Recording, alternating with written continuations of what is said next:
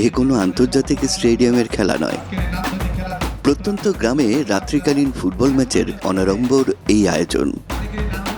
আন্তর্জাতিক ফুটবলের সকল রীতি মেনে যেমন খেলার প্রতিটি ধাপ সাজানো হয়েছে, তেমনি এই আয়োজন উপলক্ষে গোটা গ্রামে চলছে সাজ সাজ রব। আবাল বৃদ্ধ বনিতা সবাই গভীর রাত পর্যন্ত উপভোগ করেছেন এই খেলা। বগুড়ার সোনাতলা উপজেলার বোচারপুকুর গ্রামে এই ফুটবল টুর্নামেন্টের আয়োজন করে গ্রামটির যুব সমাজ। শীতের আগমনীকালে প্রতি বছরই ফুটবল টুর্নামেন্টের আয়োজন করা হয় বলে জানান তারা। বরাবরই এতে অংশ নেন গ্রামের সকল শ্রেণী পেশা ও বয়সের মানুষ।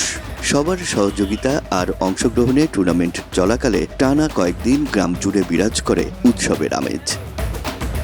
মঙ্গলবার রাতে ছিল এবারের রাত্রিকালীন ফুটবল টুর্নামেন্টের সমাপনী ও ফাইনাল খেলা, যা উপভোগ করতে ভিড় করেন বোচারপুকুর সহ আশপাশের কয়েক গ্রামের হাজারো নারী পুরুষ।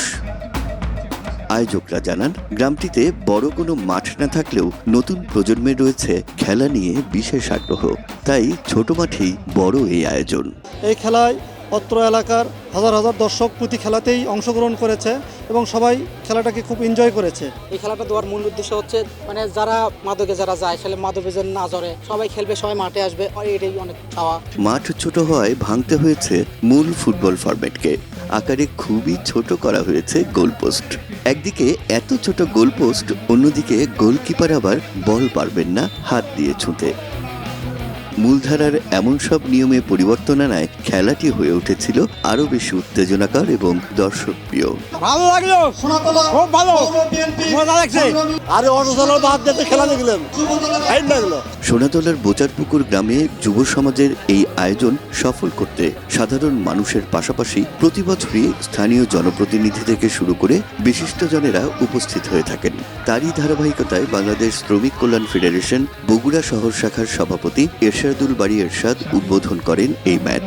আর প্রধান অতিথি হিসেবে উপস্থিত ছিলেন উপজেলা বিএনপির সভাপতি AKM আহসানুল তৈয়ব জাকির।